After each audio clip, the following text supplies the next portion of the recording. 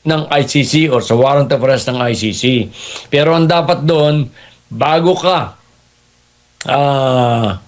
dalhin sa ICC, dapat binigyan muna ang Pangulong Duterte ng pagkakataon na i-contest yan sa ating judicial authority.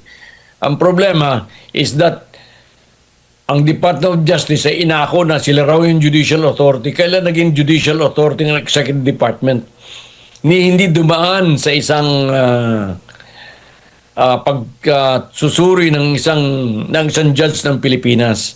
Na maimbitahan po namin kayo, attorney, dahil kabilang po kayo doon sa 8 individual o personalidad na binanggit po doon sa ICC prosecution na indirect co-perpetrators. Attorney, unang-una sa lahat, ano ho bang naging reaction po ninyo? Kayo ho ba'y nabigla o expected na ninyo itong ganitong mangyayari po sa inyo?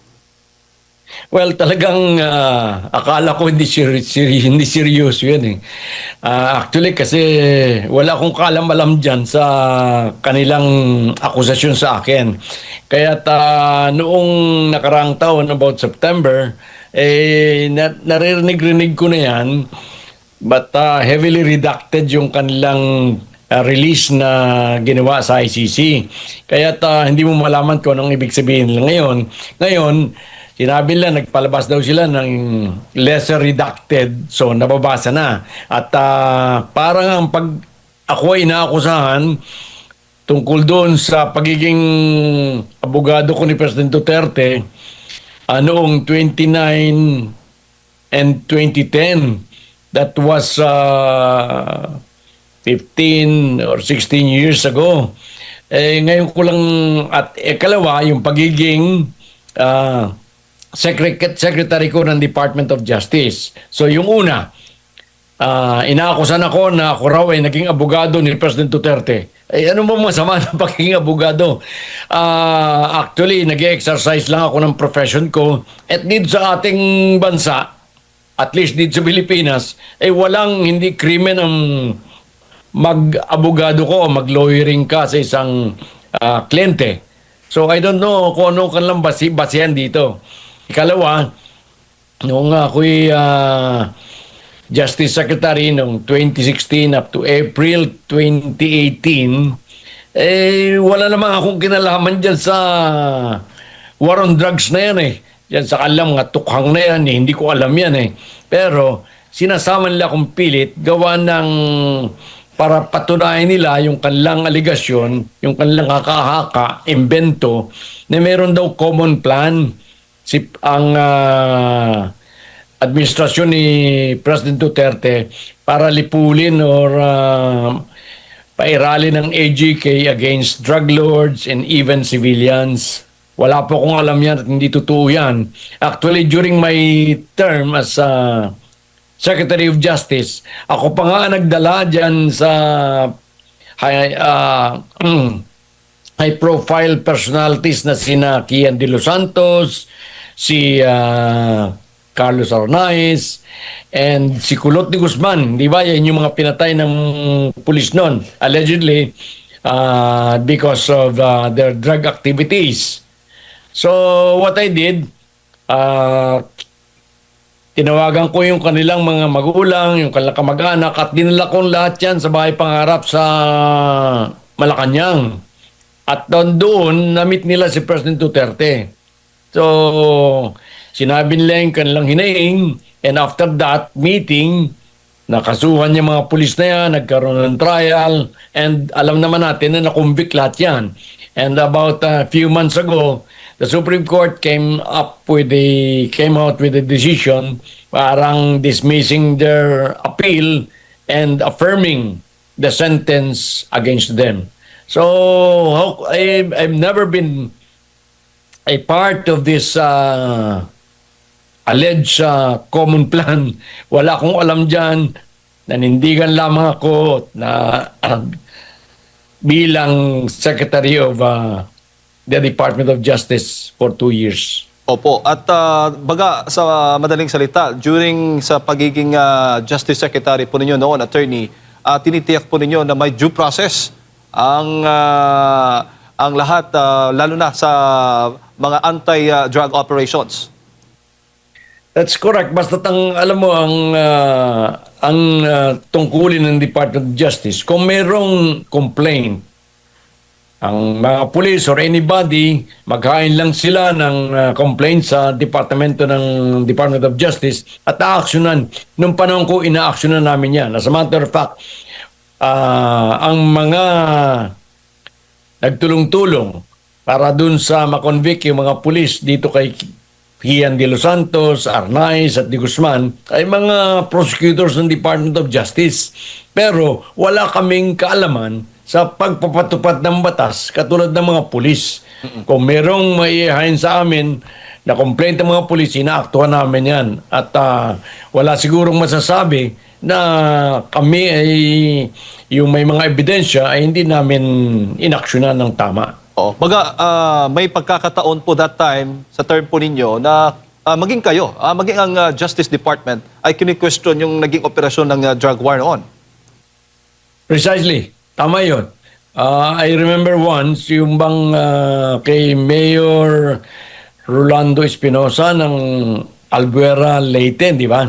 Yung ama nitong si Kerwin na pinatay daw ng mga pulis sa loob ng bilangguan. Well, I was the one who issued an order to the NBI to conduct an investigation of the case, and I believe that the NBI came up that there must be some charges made. Opo. Meron din ho ba kayong pagkakataon noon na niripaso po ninyo yung naging operasyon ng drug war operation? I don't remember any kasi pumupunta lang naman sa akin yan pag yung may appeal sa Department of Justice eh. Wala akong natatandaan na umapila na umabot sa akin sa tanggapan ng Secretary of Justice. Kasi doon pa lang sa piskalya siguro, na-dismiss na yan, walang ebidensya, or kulang sa testigo, ganun. But yun ay labas na sa tungkulin ng Department of Justice. Yung pag-high ng demanda, pagkalap ng mga ebidensya, yung po'y tungkulin na ng mga law enforcement agencies. Opo. Sa ngayon ba, attorney, meron ho kayong natanggap na formal na dokumento, access po nitong detalye ng alegasyon laban po sa inyo mula dyan sa ICC? At meron din ho ba kayong planong depensa, legal defense? Ano bang aksyon po ninyo, akbang laban po dito? Wala pa po kami natatanggap. Actually, katulad ng sabi ko sa inyo na I thought that sinasama lang yung pangalan ko na wala namang ebidensya. And I still believe na gano'n ang nangyari. Pero sinasama nila ako gawa ng gusto nilang palabasin na tama na talagang mayroong common plan. Si President Duterte kasama itong mga co-perpetrators na ito. Pero wala pong ganun. Hindi ko alam yan. Ngayon ko lang narinig yan eh. But of course, since there are groups calling for our arrest, alam mo yung mga grupong yan nakikisali lang, pero dapat sa kanila magkaroon sila ng kaunting pagsusuri, mag-research sila. Ito bang si Attorney Secretary Vitaliano Aguirre talagang may kasalanan? Wala eh.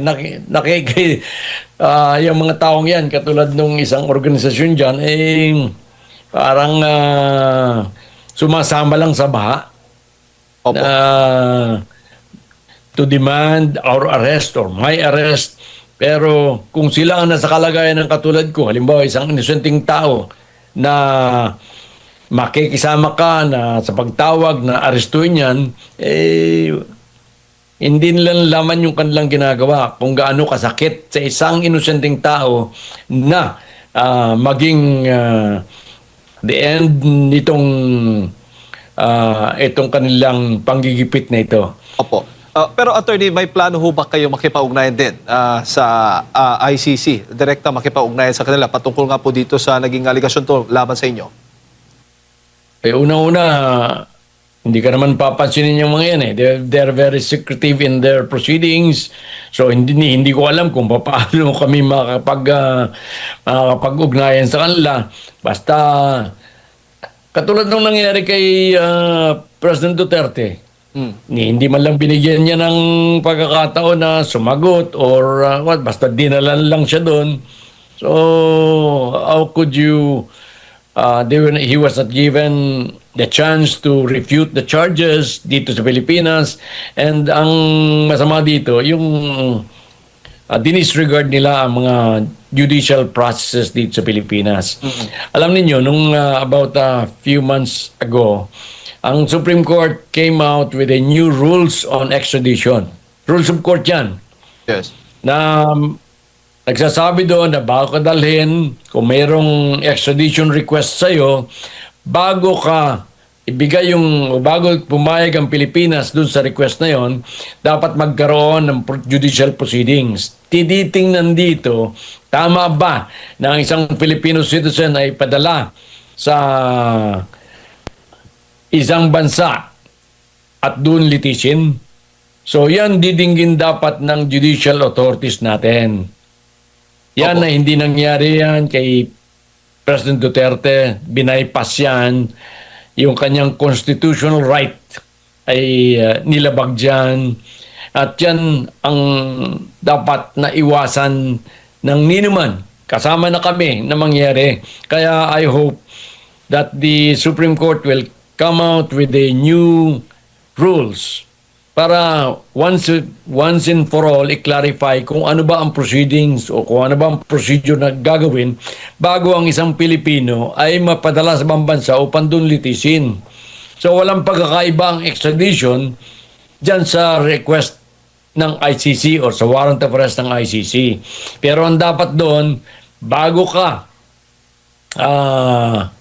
dalhin sa ICC, dapat binigyan muna ang Pangulong Duterte ng pagkakataon na i-contest yan sa ating judicial authority. Ang problema is that ang Department of Justice ay inako na sila raw yung judicial authority. Kailan naging judicial authority ng Executive Department? Hindi dumaan sa isang pagsusuri ng isang judge ng Pilipinas. So, yun ang dapat na sana, that's our prayer, na makita ng Supreme Court na they come out with the new rules on this matter. Kung hindi man, pwedeng isama. Alam mo, pwede sanang isama yun eh. Rules, dapat doon, ang title, Rules on Extradition and Trial in Other Foreign Tribunals. So kasama other foreign tribunals, kasapat ng ICC noon. Pero ang ginawa noon parang exclusively for extradition lamang. So pag yan ay sinahit mo, but we are going to cite it. Pero pag yan ay sinahit mo, sasabihin itong mga mahilig mag-bend ng law na hindi, yung extradition, para sa extradition lang yan, hindi yan para sa ICC. Wala pang rules ang Supreme Court dyan. Kaya dapat, I think that the Supreme Court should come out with a rule para maprotektahan naman ang constitutional right ng Filipino citizens. Pero kayo na po namin nagsabi na mahilig pong mag-bend the law yung nasa gobyerno. Sa tingin po ninyo, ganun po yung sasapitin po ang naging experience po ng dating Pangulo. Ganun din ho ba ang mangyayari po sa inyong 8 na binanggit po ng ICC prosecutor? Kung sakali man, lalabas po itong arrest warrant po. Kung magkakaroon ng arrest warrant, hindi malayo mangyari. May exam, mayroon silang pamantayan na, mayroon silang ginawa na. So, maaaring hindi nang gawin sa amin. Opo. Anong Kaya magiging nga, hakbang po ninyo? habang may panahon, dapat linawin yan ng Supreme Court. Opo. Ang susunod po ninyo hakbang, may plano ho ba kayong dumulog sa korte, humingi ng tulong po para laban po dito sa allegation po ng ICC? Yun ang sumaisip ko kahapon. And of course, it only happened yung Valentine, kailang lumabas yan eh. So, but it's one of the options na para sa akin. Opo. I will study this case. I'll take this seriously now because I wasn't taking this matter seriously nung mga nakaraan kasi wala naman akong kinalaman dyan eh. Po, bago ko lang ipasok kay Partner Admar, nakipag-ugnay na ho ba sa inyo yung iba pang mga inakusahan, attorney? Wala naman, actually marami doon, di ko kilala eh. Nakilala ko lang yan when we were appointed sa cabinet. Yung iba naman doon, yung wala sa cabinet, hindi ko kilala yung mga yon, except perhaps yung head ng NBI, si Director Dante Giran. Yan ang kilala ko. Pero yung iba, hindi ko kilala yan eh. Opo, attorney, si Admar po ito. Magandang umaga po. Meron pong pahayag ang abogado naman ni former President Rodrigo Duterte dun sa ICC na si Attorney Kaufman. At ang sabi niya dito sa kanyang statement after nga na may labas itong mga pangalan niyo po, the sensational reporting of this list, however, is clearly politically motivated and designed to decimate the Senate in the hope of perverting the democratic will of the Filipino people. Kayo po ba'y sumasang-ayon po dito, attorney? Sangayon po ako dyan. By the way, good morning, Admar. Sangayon ako dyan. Sapagkat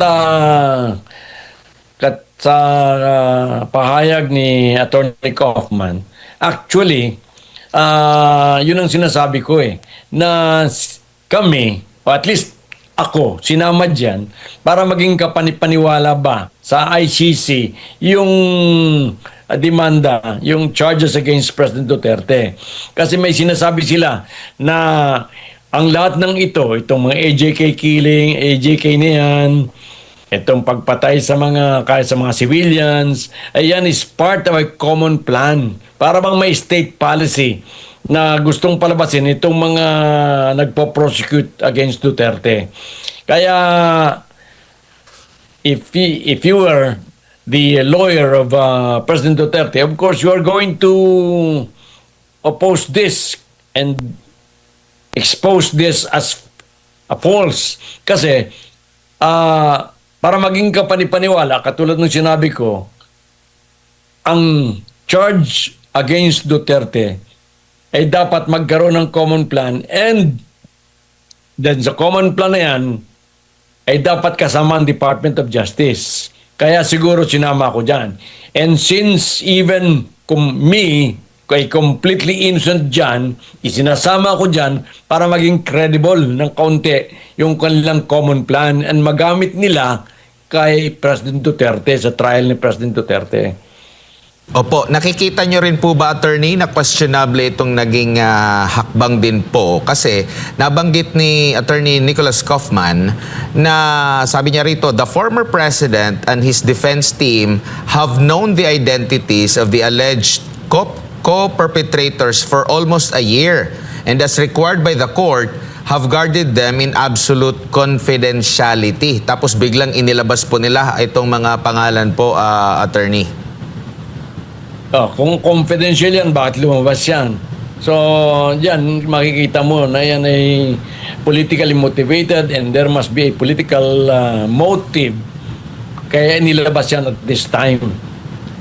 Alam naman natin, ang development dito sa ating bansa, na yan, ay unang-una para mapagtakpan itong mga flood control cases na ito, at saka itong incoming impeachment proceedings against Vice President Sara. Opo, huli na lang po mula sa akin, attorney, si Senador Bato de la Rosa, matapos nga po yung naging mga pahayag na meron na raw na arrest warrant mula sa ICC, na hindi pa malinaw kung meron ba talaga o wala, pero sa mga pahayag po ng mga nasa gobyerno, parang sinasabing meron daw, merong nakakita. After po nun, nagpasaklolo siya sa Korte Suprema at hanggang sa kasalukuyan ay pending pa rin po ito at hindi pa po bumabalik sa Senado ang senador po. Kayo po sa inyo pong panig, ano po ang maaring gagawin po ninyong hakbang in case lang naman po, no? Though sinabi naman po ni Attorney Kaufman na wala na, sa kanyang pagkakaalam, wala naman daw po kayo, hindi po kayo saklaw doon sa arrest warrant. Pero in case po na magkaroon po ng ganito or sasabihin na naman po ni Ombudsman Rimulya na merong arrest warrant po ukol dito, ano po ang nakikita niyong hakbang po dyan? Nabanggit nyo kanina, magpapasaklolo din kayo at naghihintay din kayo sa magiging desisyon pa doon sa mga unang idinulog dyan po sa Korte Suprema, Attorney.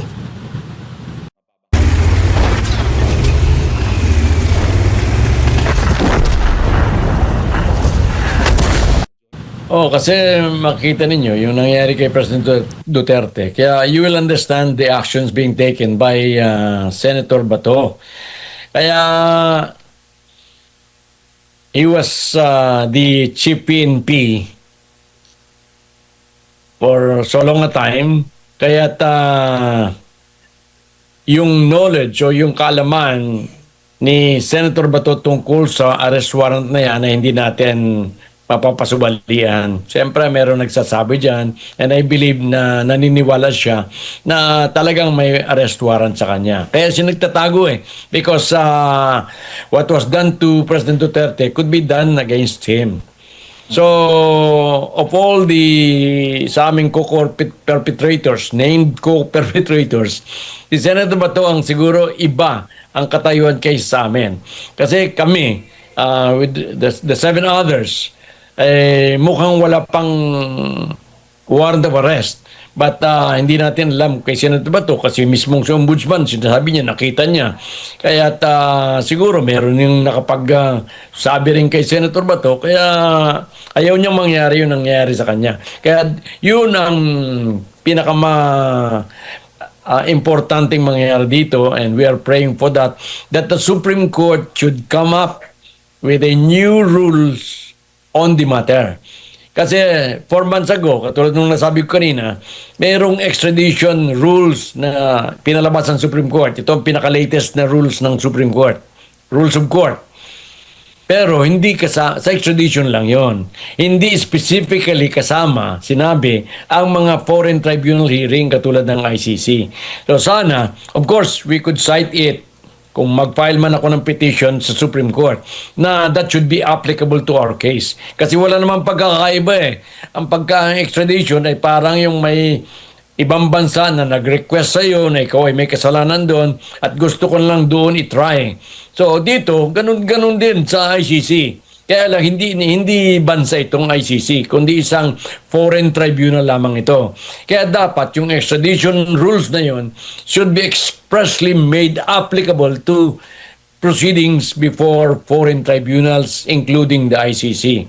Kaya yan ang dapat lakarin or makita ng Supreme Court to protect the constitutional rights of Filipino citizens.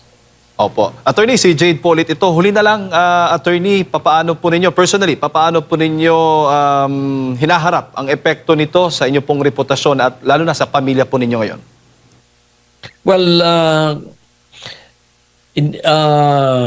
may nagtanong sa akin, ikaw ba, Sek, hindi magtatago or would you not go to a foreign country para magtago?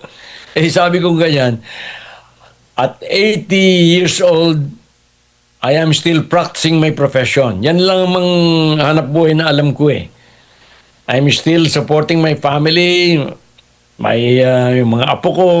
So, I want to maintain yung kanilang lifestyle sa pamagitan ng pagtulong ko.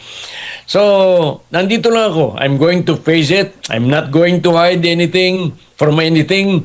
I'm going to face the charges kung dumating na yung pagkakataon na yan. And hopefully, before that comes, magkaroon na ng new rules ang Supreme Court para i-address itong problema, suliranin ng mga Filipino citizens na gustong i-try sa foreign tribunals.